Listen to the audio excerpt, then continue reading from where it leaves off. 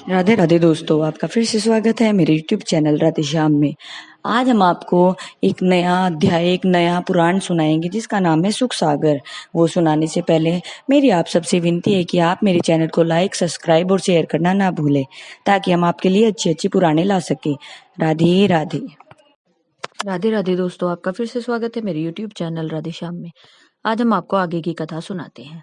हे मुनीश्वरों, ब्राह्मण रूपधारी तक्षक वेद धन्वंतरी जी के मुख से यह बात सुन आश्चर्यचकित होकर बोला, हे वेदराज, क्या आप तक्षक सर्प के काटे हुए प्राणी को बचा सकते हैं? उस ब्राह्मण के मुख से यह सुनकर धन्वंतरी वेद हंसते हुए बोले, हे भूदेव, यदि इस समय तक्षक सर्प यहाँ आपके सम्मुख होता तो मैं इसका प्रमाण आपको दे देता। वेदराज धन्वंतरी के मुख से यह सुनकर वह ब्राह्मण बोला, है वेदराज, तक्षक सर्प और कोई नहीं, मैं स्वयं आपके सामने खड़ा हूँ। यदि आप मेरे डसे हुए प्राणी को बचा सकते हैं तो यहाँ सामने जो पीपल का वृक्ष है, मैं अपना डंक मारकर उसको भस्म करता हूँ और उसे सजीव कर दिखाइए। यह कहकर तक्षक ने उसी क्षण उस पीपल के वृक्ष पर डंक मारा और तक्षक के डंक मारने के साथ ही वह पीपल का विशाल वृक्ष, जिस पर एक लकड़हारा कुल्हाड़ी लिए डाल काट रहा था, उसके सहित भस्म हो गया। लेकिन 2 घड़ी पश्चात ही धन्वंतरी वेद जी द्वारा अपनी संजीवनी विद्या से पीपल समेत लकड़हारे को सजीव देख तक्षक के आश्चर्य और खेद का कोई ठिकाना नहीं रहा।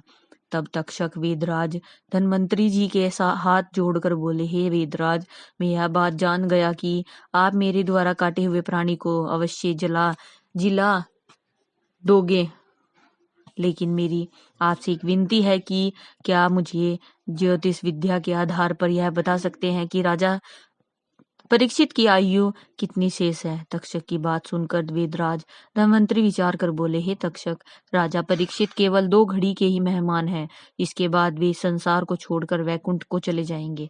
वेदराज धन्वंतरी के मुख से यह सुनकर तक्षक बोला, हे वेदराज, यदि यह बात है तो आपका वहां जाना व्यथा ही नहीं बल्कि अपमान के साथ वापस लौटना है, क्योंकि परमेश्वर की आज्ञा से जिसकी जितनी आयु होती है वह उतनी आयु भोग कर आपका अपना शरीर छोड़ देता है। इसलिए आप वहां जाकर वृथा कष्ट न कर इस वृक्ष के नीचे से अकूत धन निकाल कर वापिस अपने निवास स्थान को लौट जाए।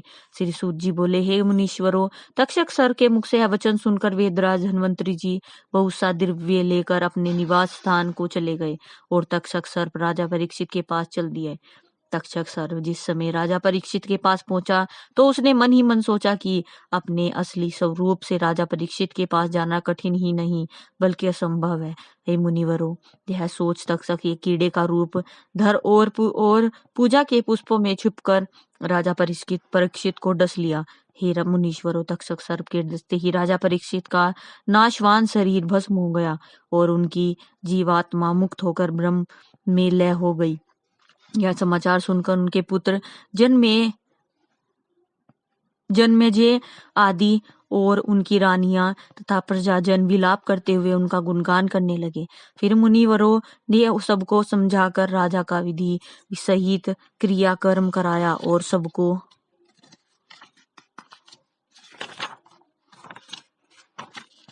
ज्ञानोपदेश देकर शांत किया। हे मुनीश्वरों, फिर राजा जन्मेजय ने तक्षक सर्प से बदला लेने के लिए मुनीश्वरों को बुलाया और उनसे मंत्राण करे सर्प ध्वज यज्ञ का आरंभ किया। इसके बाद अनेक प्रकार के सर्प स्वयं वहां आकर हवन कुंड में अपने प्राणों का त्याग करने लगे, लेकिन तब भी तक्षक सर्प इंद्र की शरण लेकर उनके सिंहासन के नीचे छुपा हुआ था।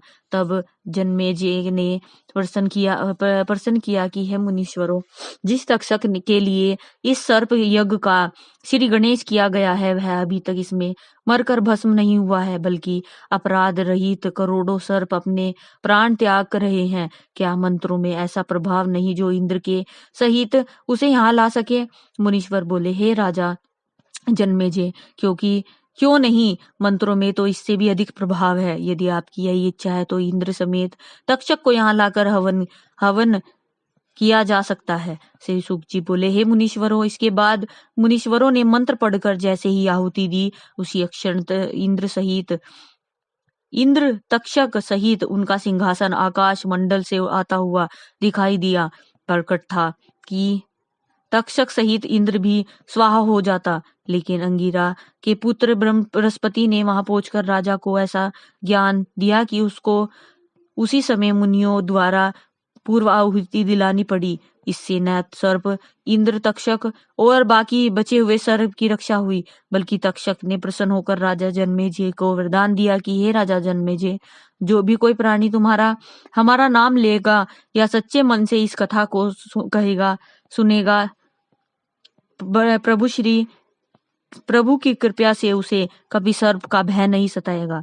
इतनी कथा सुनाकर शौनक आदि ऋषिवर श्री सुखदेव जी बोले, हे राजा महाभाग, वेदों की उत्पत्ति किस प्रकार हुई और वेद व्यास जी के परम शिष्य पेल आदि महात्माओं ने उनके कितने विभाग किए।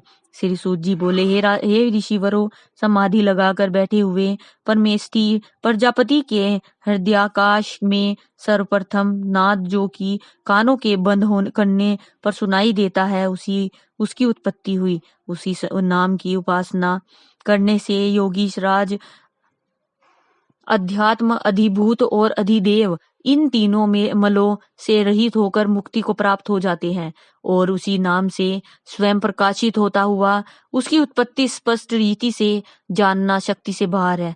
ऐसा परव्यक्त रूप 3 अक्षरों वाला ओकार प्रकट हुआ। हे मुनीश्वरों, यही ओकार परब्रह्म परमेश्वर को जताने वाला सनातन समस्त मंत्रों का रहस्य और वेदों का बीज है। वह ओकार, अकार, उकार और मकार, ये 3 वर्ण, सत्व, रजव और तम, ये 3 गुण, ऋषि, यजु और साम, ये 3 वेद, भू, भव और स्वाहा, ये 3 लोक, और जागृत, स्वपन और सुपुस्तिति, ये 3 वृत्तियां धारण किए हुए हैं। प्रजापति भगवान ने इसी के तीनों वर्णों को लेकर अक्षरों के समस्त समूह रचकर ए, आ और 16 स्वर और कै से लेकर मैं तक 25 स्पर्श या य, र, ल, व, छ 4 तनरत स्तृत स, श, है 4 उपमान, ये 33 व्यंजन बनाए। आज की कथा में ये समाप्त करते हैं। आगे की कथा आपको कल सुनाएंगे। राधे राधे राधे राधे राधे राधे। जय श्री कृष्ण। अगर आपको मेरी वीडियो अच्छी लगी तो बेल आइकन दबाना ना भूलें, ताकि आपको मेरे आने वाली वीडियोस का नोटिफिकेशन मिलता रहे। धन्यवाद। ओम नमः शिवाय।